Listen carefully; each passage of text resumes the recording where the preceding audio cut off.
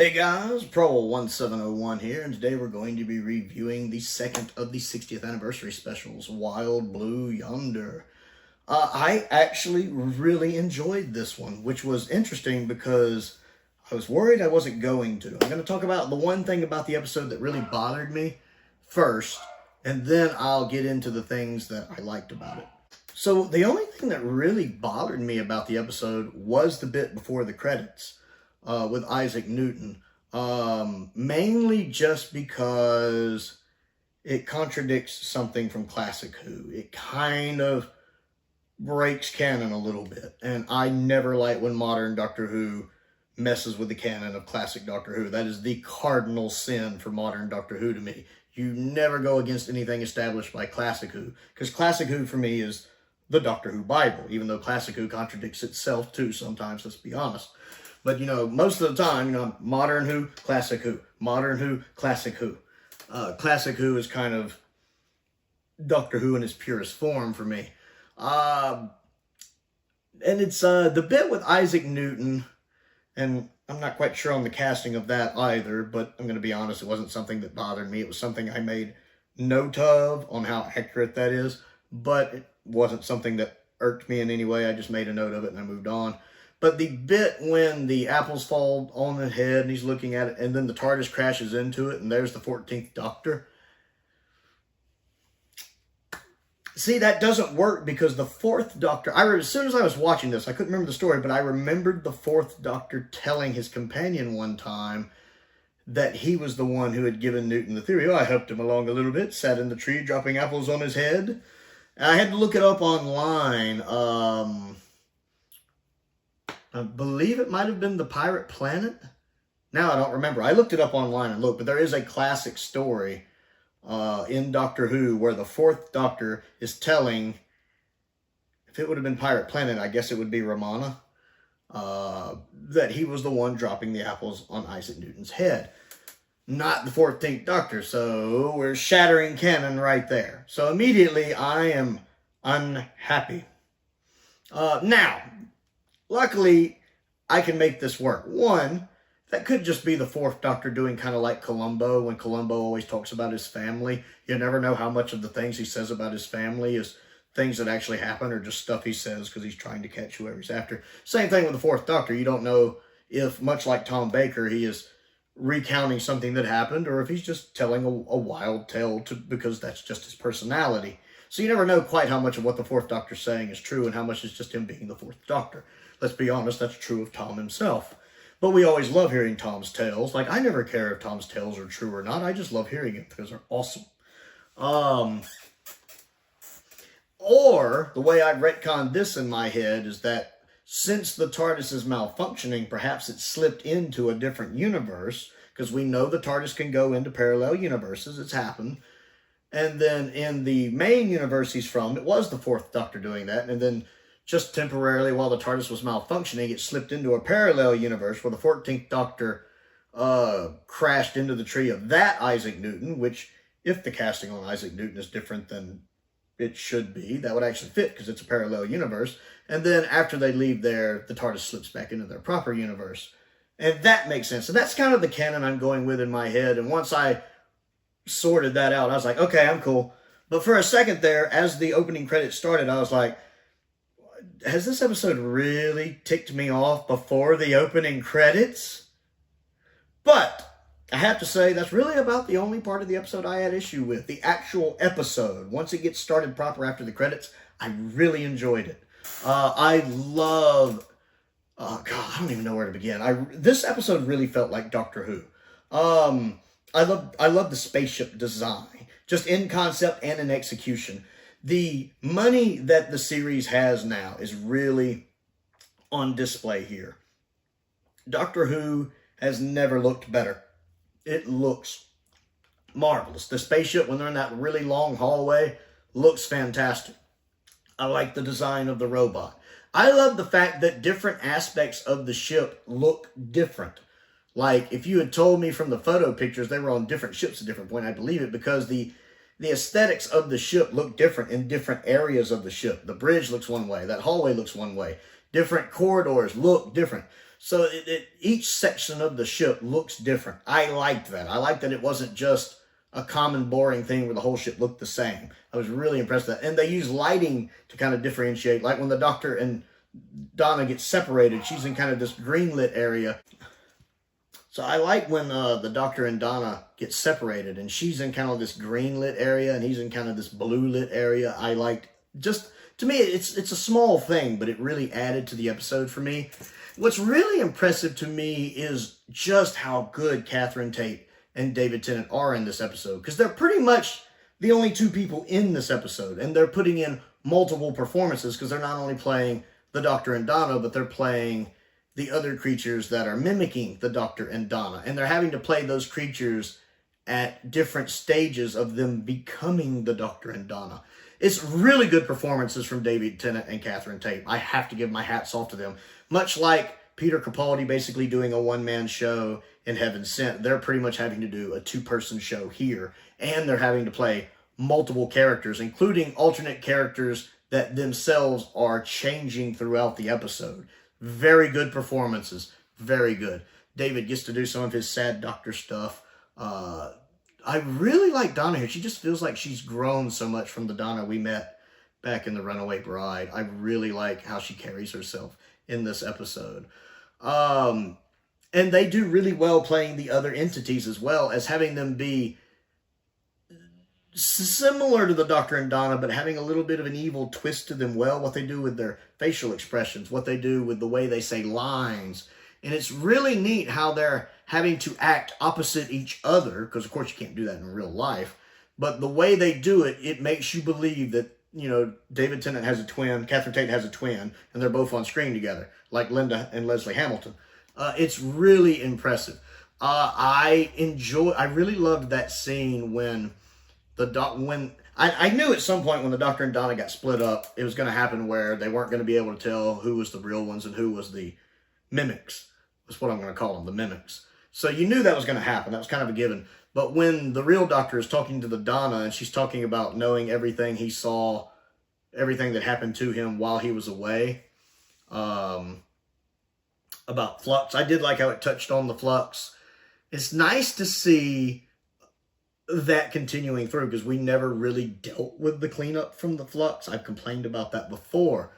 And now we also know, because the Doctor mentions half of the universe got destroyed. Half,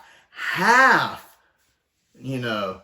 And we see that he's carrying that guilt with him, and how that whole confrontation with Mimic Donna affected him. That scene when he gets away from her and he's banging on the wall in frustration, I empathize with the Doctor there almost more than any other time ever, because I think most of us have been at that point in our lives where things have happened, things beyond our control, or maybe, excuse me, things that we got wrong, mistakes we made, things we wish we could fix. Everybody wants to be able to go back in time and fix past mistakes. So I can very much empathize with what the Doctor is feeling, the frustration, the anger, mostly frustration, but anger, bitterness, all of that comes when he's just banging on the wall. I got that. I connected with the Doctor better than almost any other time I ever have. I mean, I've always loved the Doctor, but I really, on an emotional level, connected with him there, because I get that. I have been there in my life. I have moments in my life where I wish I could do that over. I wish I could go back in time and fix that. I think we all do. So I really connected just with emotionally what he was going through there. And Tennant sells it beautifully. I like at the beginning when we first see the mimics. I knew something was up, because when the mimic of Tennant comes in and sits down, he's so calm and not talking much. I knew something was wrong. I just didn't know what. So when it cut to the Doctor still working and Donna walking in, now, I think the Doctor should have realized it wasn't Donna, because she was too quiet. Donna's never that quiet.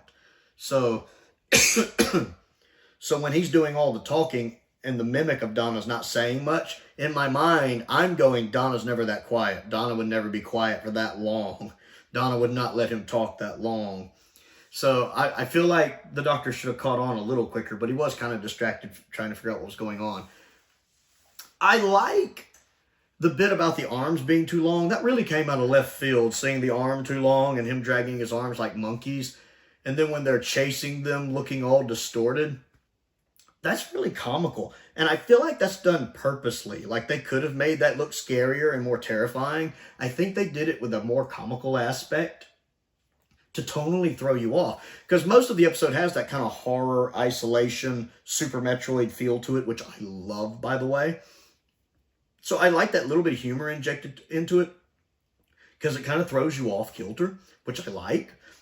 Also, I think of it as a nice nod to Classic Who, because Classic Who did kind of look a little silly at times, a little low budget at times. So the fact that this, I feel like that was a stylistic choice to make when they look disproportionate, even when they're stuck because they've grown too big and they're clogging up the one way. When the little go-kart breaks down, I feel like that was done purposely, and I like it. It feels like a nice little homage to Classic Who to me. I love when they're separated by the glass on the bridge and watching the Doctor figure it out while trying not to figure it out. The pronoun bit feels a little weird. Like, it doesn't bother me. I wasn't eye-rolling. When they find the astronaut dead and they're wondering what the banging is, and he's like, he, she, they, and the Doctor's just like, she. I don't mind them doing that. Like, I wasn't eye-rolling at it like I'm sure some people on YouTube will be. But it seemed unnecessary at the moment to say something about pronouns when Donna's in this situation. She may never see her family again. She doesn't know what's going on. Do you really play the pronoun game in that situation? It just felt a little jarring because it felt out of place. At that point, I wouldn't be worried about it. But it didn't bother me, and they just mentioned it that one time, and then they move on, and it's fine. And the Doctor knew it was a she, so he said she afterwards.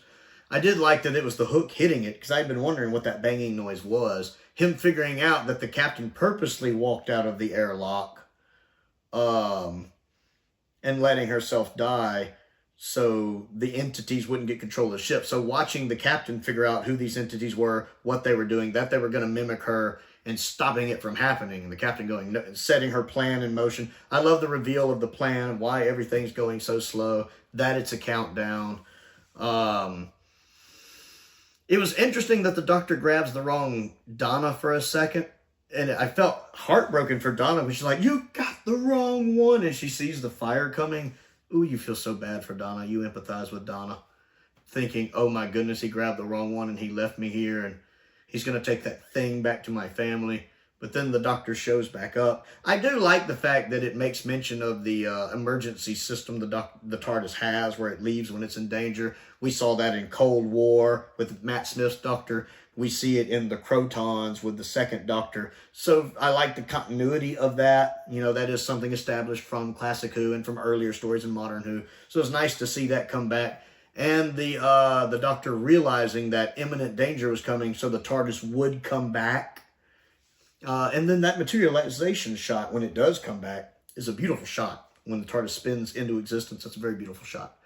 I really do like that new TARDIS console room a lot. And the bit about when he mentions her wrist being like that much too long. The devil's in the details. And then the ending. Wilf, I smiled like you wouldn't believe when I saw Wilf. When I saw Bernard Cribbins, I love that man. I've always loved Wilf. He's one of my favorite companions. And I love that they do get that tender moment together when he's like, you know, that face, you know, summer and springtime or whatever he says. And then the Doctor's so happy to see Wilf. Before, you know, I told them to bunker down. What? And then he talks about the world going mad and everything going on. It's a nice cliffhanger. I like that we get that little tender moment with Wilf first, and it makes me smile. And then we get the cliffhanger of, oh dear. I like that. That was done really, really well. Now, overall, I really loved this episode. Again, my only real complaints were the beginning, because it contradicts something from Classic Who, which always irks me, especially with the Fourth Doctor. I love the Fourth Doctor. You don't contradict the Fourth Doctor. But the great thing about this episode is it really feels like an episode of Doctor Who. It doesn't feel like something you could see in a lot of other shows. It has that. I love when Doctor Who has this unique feel to it with stories like The Celestial Toy Maker or Midnight or The Mine Robber, where it's really dark, and Ghostlight, with Doctor Who really leaning into the fact it's Doctor Who. You get this here with this story. This is a very unique story, and I love that. It's Doctor Who being Doctor Who, firing on all cylinders. I had so much fun with this one. It is one of those combinations of, for the most part, great writing, great performances, great directing. My hat's off to the director. Great set design. Everything coming together almost perfectly. I really enjoyed this one. And the fact that they were able to keep so much of it under wraps, with it being completely studio bound and leaks not getting out, to be able to go into this episode blind, not knowing what was going on, and to be able to discover it on its own throughout the course of the episode was so much fun. My hat's off to everyone involved. Again, the Fourth Doctor, the contradiction at the beginning doesn't bother me now, because like I said, I found a simple solution to that in my head canon, one which could just be the Fourth Doctor spinning a yarn, much like Columbo. Or, again, the TARDIS could have slipped into a parallel universe briefly, and then when it met Isaac Newton, and then slipped back to another one because it was out of control. That could happen. So I've safely stowed that away in a place in my mind where I'm totally cool with it. This episode is really, really good. I'm really pleased about it. I definitely give it an A grade, personally. Because I am never going to hate on an episode of something just to hate on it. If I have a complaint, it's because I have a valid complaint. I have no complaints about this other than the minor little quibbles I mentioned. This one's definitely an A in my book. I really loved Wild Blue Yonder. I'd like to know what you think of it. Comment down below and let me know. Other things to do, don't forget to click the like button and the subscribe button and the bell for notifications so you never miss out on another video. I also have links to my Patreon down in the description if you would like to support me on that. They get early access to videos, exclusive videos. They get to vote in polls for other videos. I want to give a shout out to some of my top tier patrons, Stephen Crane, Colin Coney, and Finn Perkins. I do appreciate their support, as I do the support of all of my patrons. It does make a difference. My P.O. box is down there if there's anything you'd like to send me to look at and review. Links to my Amazon wishlist and my Amazon UK wishlist are down there as well. Most importantly, thank you for watching.